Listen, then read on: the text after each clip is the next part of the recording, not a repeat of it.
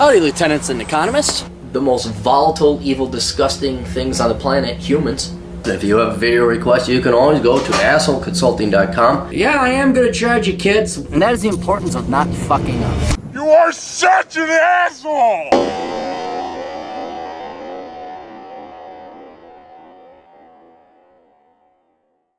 Hello everybody, Goldman Unleashed here. Oh no, I just old Clarey here dressing with the hat that I gotta bless each other's balls. Oh wait, maybe we should get to the question, huh? Maybe I should read the question so you know what the hell I'm about to talk about. Elliot writes, "Hey Cappy, I was wondering if you'd be interested in doing a Clarey test of sorts for my job, perhaps something similar to the Clarey relationship test.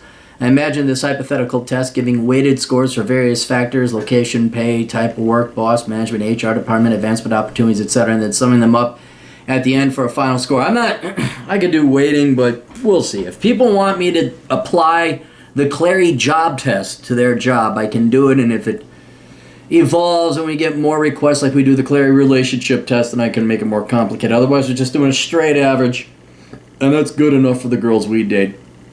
And then summing them all up in the end for a final score. I got an idea like that. I have mixed feelings about my job with my current company. I am not sure if I should stay and embrace the suck or look for work elsewhere. Please let me know if this sounds like something you'd be interested in doing. Thanks and keep up the great work, Elliot. So I said, yeah, I'm interested in that.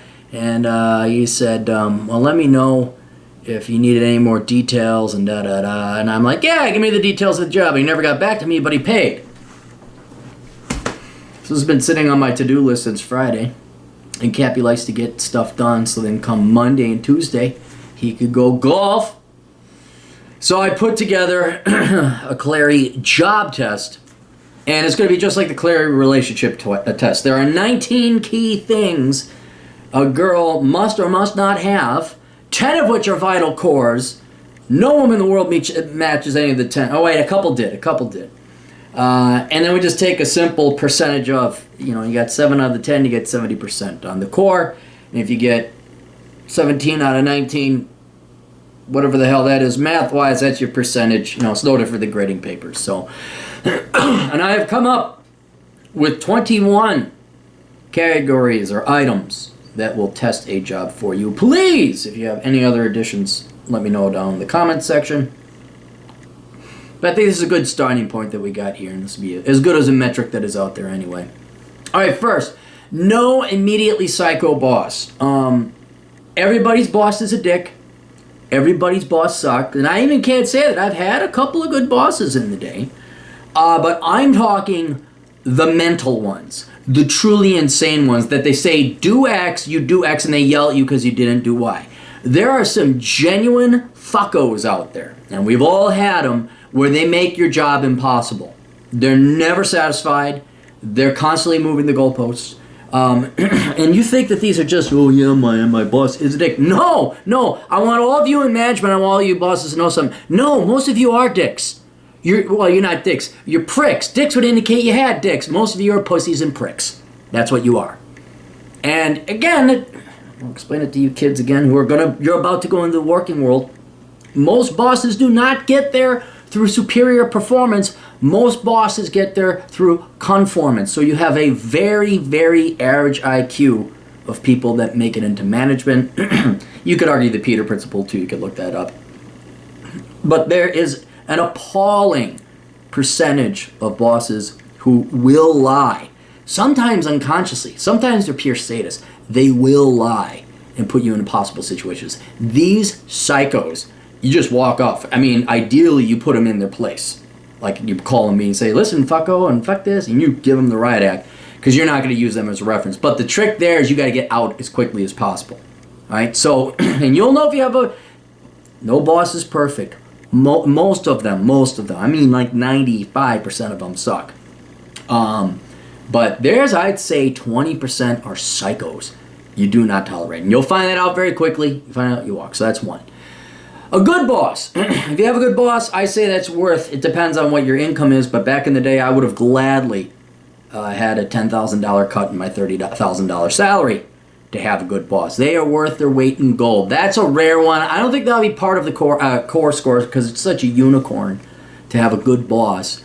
Oh, but I threw that in there because it's worth mentioning. If you got a good boss, that is worth a lot of money. I would say it's worth a third of your salary to have a good boss. And they're rare. And they'll get promoted or they'll get fired. One of the two. Boss does not have a degree in business or an MBA, but STEM, accounting, or some other legitimate field. If your boss has a sales degree, a marketing degree, a business degree, except accounting is legitimate, is an MBA, and it's definitely an MBA. That is bad. You do not want that, because if you can't figure out leadership in business, because you're such a fucktard, that you don't even need a bachelor's in it. You need to go get a master's, an advanced degree in common sense. You do not want that overeducated putz. You don't want to have that. To liken it to the military, you want a Mustang. You don't want some West Point graduate to be your CEO. Your boss. This is key. I hope this is going away, but I just heard about it right now. I was like, I remember those type of bosses. Your boss does indeed know how to learn Excel, and we could throw into this category, is willing to learn technology in general. I don't know how to do the Facebook and social media things. Again, hopefully, as Gen X pushes the reluctant baby boomers into the grave, and they go away forever, we won't have, well, I don't do that Excel thing. I'm too busy being a baby boomer.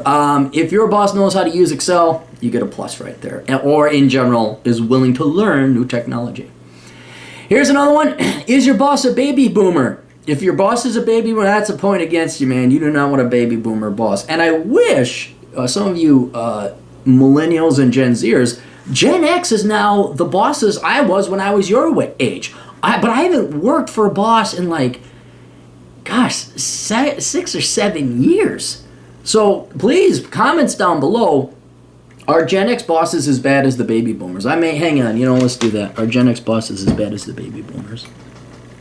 I need to know that data.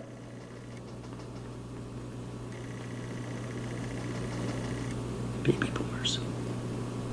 I'll make a separate video for that because that does need to be... I need to know because I haven't been on the front line with you guys. It's like when you guys ask me for dating advice, like, what do you think of Plenty of Fish? I don't know, dude. I think I had an account long ago, but I haven't done online dating in 12 years. And there was only 2 girls on the internet at that time because the internet was that new. It is not a startup. That's a key thing. But Aaron, what if it's the next Google? Sure it is, kid. Sure it is. Most startups are bogus and bupkis and fraudulent. And the way you can tell, if you got a legitimate startup company, they will offer you a competitive salary. If they are a bogus startup company, they will try to pay you in equity and lower your cash payment, lower your salary. Right? You do not, and you don't take equity as in substitution for pay. You take full pay, and then I'll take some equity. I'll have equity as well on the side. Thank you. In addition to my full order of salary, I will take some extra equity. Thank you very much, baby boomer boss. But you never ever say, well, no, you can get in it. If they say ground floor, fucking run, fucking run. All right. The wage they offer is fair, it's market, or it's higher. That's a logical, simple one. My favorite is companies say, employees are our best asset, then why do you pay them such shit? It's called Wells Fargo. So we have that. They have a good Glassdoor.com rating. Glassdoor.com is a place where you can go and look up the employee reviews of their employers. Now, speaking of Wells Fargo, I wanted to test Glassdoor.com, and it looks like they might have a lot of fake reviews because Wells Fargo has a really good score. Like 77% of the employees like the CEO, 67% would recommend it to a friend. My left testicle shaven Wells Fargo, bull fucking shit. You know. So I wonder if I should run that through Meta Review to see how many of the reviews are legitimate and authentic on that. I'd be very curious. But anyway, that would not make it into the core, but it's something you might want to consider. If you can ascertain this, that you want the company to be in good financial conditions. So you want a good balance sheet with a lot of equity. Now, this is going to vary, depend on industry. You know, banks have high amounts of debt and leverage. Airlines typically do. Startups don't. So it's really going to depend on the industry average.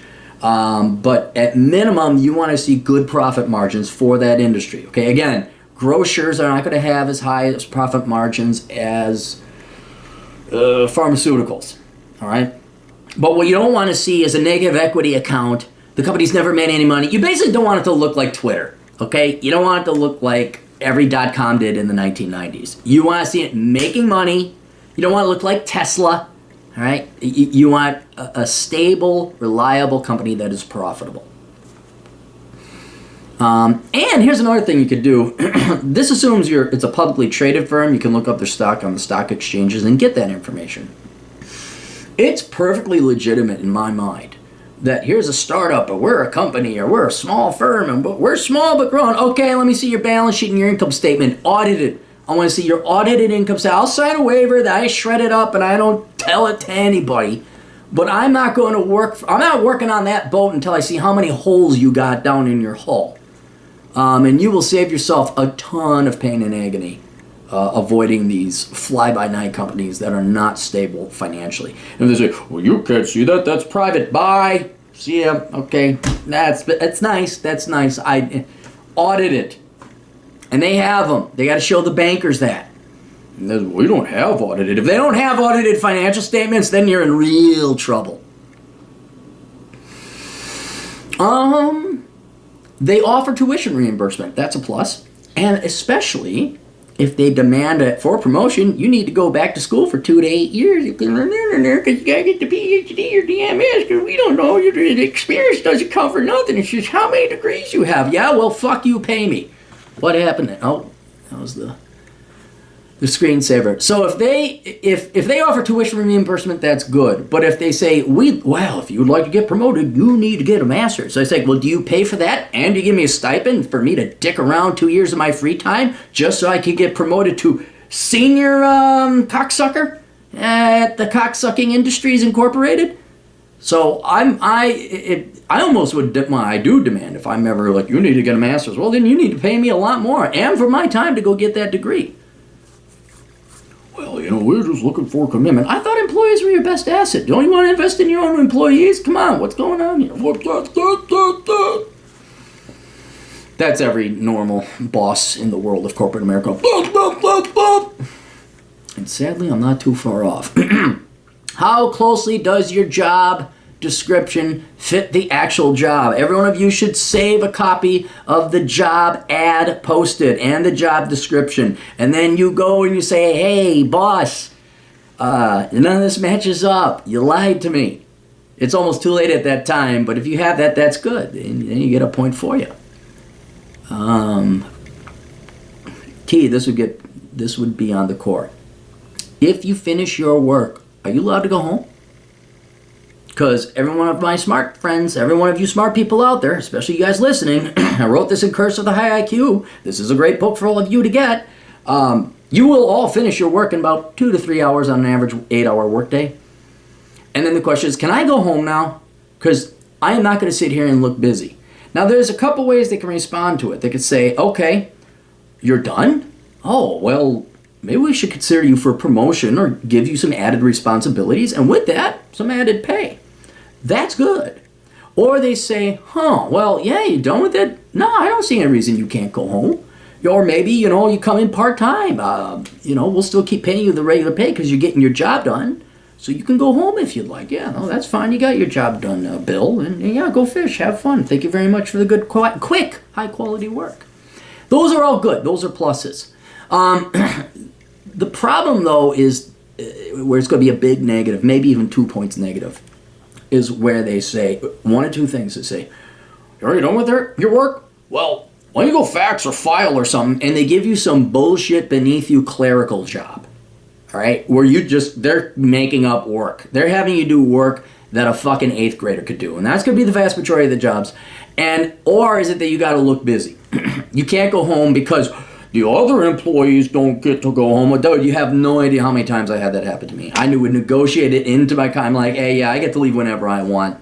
I get to come on weekends. I got an open schedule. As long as I get my work done, and then sure enough, like they'd always, we had some complaints from the employees that you left 2 p.m. on a Friday afternoon. I'm like, yeah, that's in my contract. That was part of the agreement in the terms of me working here. We can't have that. Fuck you, because then you got to stay there and look busy. So that's almost worth just walking out right there. A good plus, allows telecommuting. That's a no-brainer. That is so. I fear how many classes and studies and research has been put together on telecommuting. A good one is if they have no HR department, they might have an HR lady or an HR guy who does employment law and benefits and compensation. That's key. That's legitimate. But if HR is in recruiting, no. So preferably no HR, or HR is severely relegated to just benefits and compensation and employment law. This is a separate one because I want it separate from this though. Did you get interviewed by an HR ditz? Now keep in mind, it could be a guy or a gal. Doesn't matter who. If you were interviewed by some know-nothing HR brat who asked you a bunch of questions that has nothing to do with your degree, you asked, or the job you're interviewing for, and you asked them questions about the job they wouldn't know to answer because they're asking you, what's your favorite puppy and why? If you could be a color, what color would you be? Taking notes as if it's a fucking science. That's a big negative one. That's a big negative, Ghost Rider. Somewhat related, no virtue signaling about diversity, environment, women's rights, none of that. There's no corporate social responsibility department. It's a meritocracy. You come there, whoever is the best is the best. Now, this is almost impossible to find with large employers. But with the smaller, medium-sized employers who frankly ain't got time for that bullshit, you're going to see a little bit less. But if you got if the here's a big one, the United Way, they have made their way into corporate America where they come around and ask you for donations and your boss will fucking get on your nuts if you don't donate to the United Way. Dude, that's a big one right there. That unto itself could probably be the 22nd one is, are you forced to donate or heavily pressured into donating to the United Way? That would be a big one right there. Larger point, are you there to do work? Are you there to worship to this altar of Baal, this false god of corporate social responsibility and virtue signaling? Do you want me to program, or do you want me to go bow down at the idol of vagina because it's women's work day today or something like that? Can I just program my fucking computer? Did your job description anywhere in there have hit the ground running or steep learning curve? Also, has your boss ever said you got to figure it out yourself? That's a strike against. Figure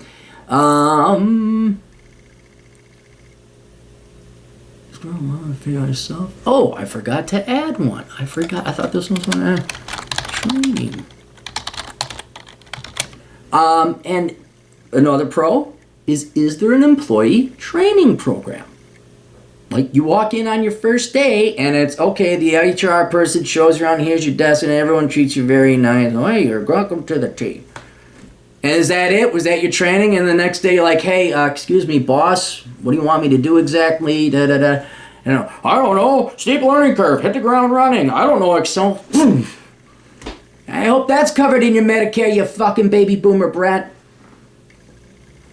So they better have a training program, a good one. Like at least 3 days long, at least. Another one, this has nothing to do with bosses or HR, but the people you work with. Is there an employee who is not your boss, but tries to be? Usually this is where they aren't in the line of command up to the CEO. Between you and the CEO, this person, typically a guy, will not be in that line of command. It'll be some other division, some other department, and they'll come over to you and say, hey, you are. Even people your own rank will try and I didn't like what you did here, da. I mean, and then that puts you, because then you're causing anger and rocking the boat. The quickest way to say, well, I don't give a shit what you think, because you're not my boss. You want me to do that? Go take it up with my boss. When he tells me to do it, I'll do it then. Meantime, have a cup of shut the fuck up. And but that's how you deal with bullies in the workplace. But there will inevitably be that employee. So if that happens, you're going to want to, that's a strike against. Your boss is a stickler to timesheets. And now I can understand if you're on an assembly line, you need to be there because that's how you run production. That much I understand. But for the vast majority of you out there, it's an office job. Are you allowed to just get your work done whenever it gets done? As long as you get it done on time, you take an hour and a half lunch, a 2-hour lunch, 45-minute lunch, 10-minute lunch, right? If you got a boss coming up to you saying, I saw you came back at 12:35 when you're only allowed 35 minutes. Like, get your fucking dick out of my ass, you goddamn prick. Well, you don't have a dick. Get your strap-on dildo out of my ass, you goddamn baby boomer, Excel know-nothing prick. Right? So that is a big strike against the job. You should be able to get your job done on time. And then if you got 2 extra hours in the day and you gotta look busy, you can go take 2 hours. You're done, it's Friday, it's 3 p.m., nobody else is in the office, you got your work done, you take off. Next Monday, boss, Amy, the secretary, she saw you leave at 3. It's like, shut the fuck up. That's like stuff where you walk out. It's just like, dude, you got work? Shut the fuck up. We should just have a year of shut the fuck up. Your boss acts like a cunt, you just all say, shut the fuck up. Everyone gets fired, GDP collapses, they realize they need employees. It's like this big, massive, nationwide labor strike. You could get these cocksucking NBA motherfuckers to stop acting like dicks. Here it was. Here's the training program. I already got that in there. Why? That was an adequately and clearly defined training program. We have that there. And finally, but not last, no meetings. None. And if you do have a meeting, they are ran very efficiently and very chop. No fat, none of this. We're going to have a 30-person meeting and we're each going to talk for 15 minutes and only one person has anything to say that pertains to your job. Meanwhile, you waste everybody's labor there. No. I've seen meetings where it's boom, boom, boom, boom, boom. They're good. They're great. Mike, what do you got? Ba-da-da, ba-da-da, boom. Chelsea, what do you got? Boom. Amy, what do you got? Okay, Charlie, is it? Okay, you guys are out. Go. You know, that's more military, I guess, or police department. But it was. Oh, so cool working security. It was roll call, is what it was. You want to look at an efficient way to run a meeting? Roll call. Your fucking supervisor's got everything lined up. Bang it, we'll go for this over here. All right, there you go. Get out of there. You're gone. You go into like some fucking banking meeting. Okay, we're going to go over the Johnson account for the 47th time. Johnson, did you go and repossess his house? No. Okay, well, we'll send him another letter asking him to give us the $327,000 him and his sister, who was also his wife, told us that they were going to pay us back. That's Wyoming. So, means are short and brief. So that's it. So that's 21 traits. Take all those up, divide it into positive, and then you got your score. That's it. So we'll hopefully go from there. And if you guys want me to run the Clarey Job Test on it, I can certainly do that. So anyway, you guys go to assholeconsulting.com if you have any questions or need some guidance or wisdom from a guy who is probably at least twice your age or at least 50% older than you, and you want to become the fuck up that he is. You want to be less angry than he is. You want to have an easier life than he did. Learn from the mistakes of others. Go to assholeconsulting.com. Give your money. Give your questions. And I will make your life easier. I will definitely make your life easier. All right, that's it. We'll see you kids later. Toodles.